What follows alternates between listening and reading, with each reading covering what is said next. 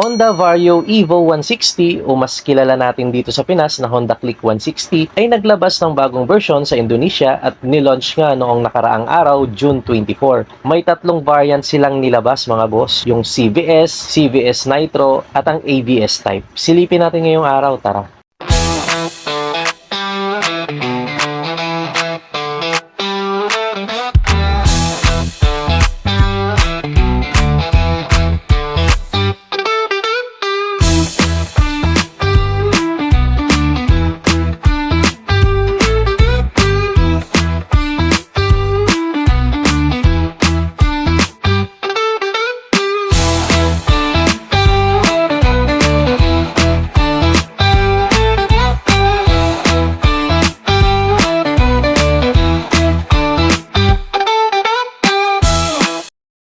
Sino ba naman ang hindi mahuhumaling dito sa isa sa pinakamabenta din na scooter ng Honda? Napaka-porma, magaan, ang brusko ng datingan, at syempre matulin din. At ngayon nga ay naglabas sila ng bagong mga variant. Mas naging matikas at mas naging agaw pansin yung kanilang bagong mga kulay ngayon. Alamin natin ngayong araw ang pagkakaiba ng tatlong type ng Vario Evo 160 or yung Honda Click 160. Ang CVS type mga boss ay may kulay na glossy blue lime at glossy white red. Yan mga boss ay naka-combo brake, ang kanilang braking system, ano? Ang palatandaan ay mas marami siyang decals kumpara sa ibang type. Wala siyang emblem dito sa bandang likuran, naka-disc ang harap at naka-drum brake yung kanyang preno sa likuran. Kulay black yung mags niya at saka yung grab bar. Samantalang ang CVS Nitro type naman ay may kulay na Nitro matte black, red po ang kanyang mags at Nitro glossy gray lime. Ang pinagkaiba nito sa CVS type ay may decals pa rin naman siya na medyo konti na lang. Wala pa rin siyang emblem dito sa kanyang bandang likuran. Itim pa rin ang mags at grab bar, combi brake pa rin ang kanyang braking system, naka-disc brake sa unahan at drum brake pa rin sa likuran. Siyempre, ang pinaka-premium sa tatlong type na to ng Honda Click 160 or yung Honda Vario Evo 160 ay ang ABS type na atin ang babanggitin ang kanyang apat na kulay. Ito yun mga boss. Ultimate Glossy Purple,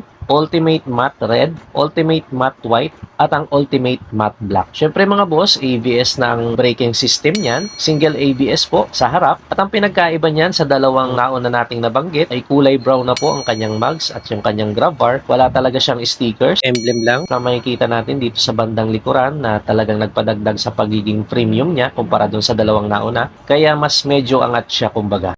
Sa forma, mas brusko, naging agresibo siya, lalo na kapag tiningnan natin dito sa bandang gilid, ano? May mga dinagdag kasi siyang lining, sharp edges, mas may detalye na kumbaga, kaya lalong mas naging sporty din yung kanyang mga datingan. May mga parts yung black fairings niya dito na parang carbon-like finish, na nagpadagdag sa character ng motor na to. Obviously, binago yung kanyang front face, dati kasi parang pa-V-shape lang yung kanyang black na parang visor dito sa may gitna Ngayon, parang W-shape na siya. At yung grab bar niya, binago din. May dalawang tip na, parang core, which is naging bagay naman sa appearance niya ngayon. But still, naka-LED pa rin po lahat ng kanyang sporty design na mga ilaw, from headlight, DRL, taillight, at ang kanyang mga signal light. Kaya hindi po yan nakakasilaw sa umaga at sobrang liwanag naman kapag kagabi. Kung tatanungin nyo kung dadalhin siya dito sa Pinas, mataas po ang chance dahil deserve naman talaga ng Click 160 na may ABS version naman siya, Kasi yung mga counterpart niya or yung kanya mga competitor ay may ABS na.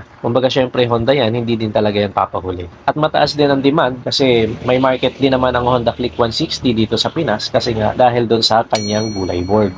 At silipin naman natin yung specs ng Honda Click 160 or ng Honda Vario Evo 160. 156.9cc engine displacement, to be exact, single cylinder, 4-stroke, 4-valve, single overhead cam na naka-liquid cooled at meron pa siyang ESP Plus na technology na mas na-enhance pa ang performance pero matipid pa rin sa gas na may maximum power na 15.2 horsepower at 8,500 RPM at 14 Nm of torque at 6,500 RPM. May bore and stroke na 60mm by 55.5mm at 12.0:1 naman ang kanyang compression ratio. PGM FI. Ang tank capacity niya ay 5.5 liters at may fuel consumption nito na 46.7 km per liter. Ang starting system niya ay electric, CVT automatic. Equipped siya ng ACG starter kaya smooth, walang vibration at tahimik ang makina lalo na kapag pinastart natin ang motor. May idling stop system pa rin na kapag naka makahinto tayo ng 3 to 5 seconds lalo na sa matinding traffic, or kung nasa stoplight tayo ay automatic na namamatay ang engine para hindi magasto sa gas. Naka-LCD display ang kanyang panel as usual, kaya malinaw ang mga info, madaling basahin, yung mga basic na notification at mga indicators. Meron pa rin siyang USB Type-C na charging port, kaya pwede tayong mag-charge dyan lalo na kapag nasa mahabang biyahe tayo.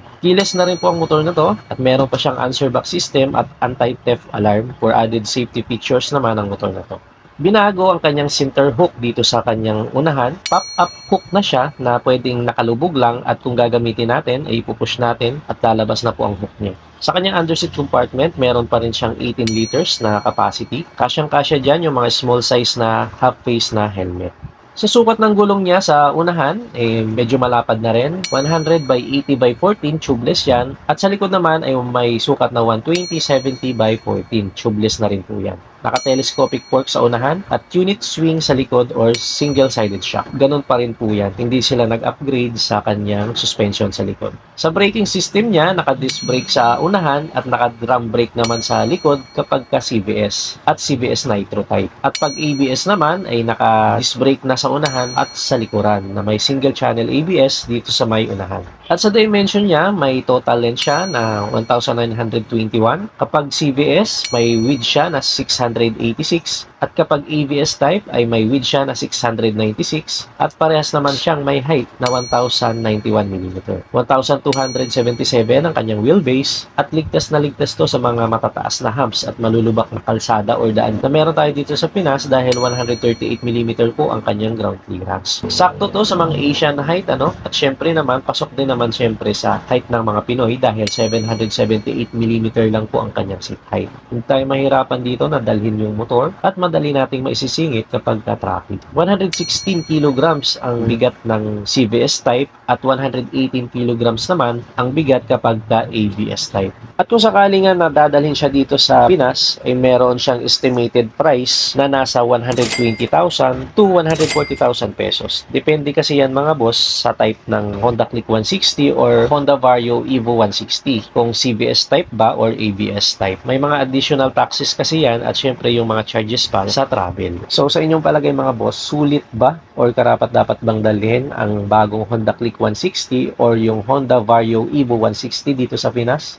Comment nyo nga sa ibaba. At kung may alam kayo or info about dito sa Honda Click 160 na bago or dito nga sa Honda Vario Evo 160, ay pakicomment nga sa ibaba para mapag-usapan natin yan.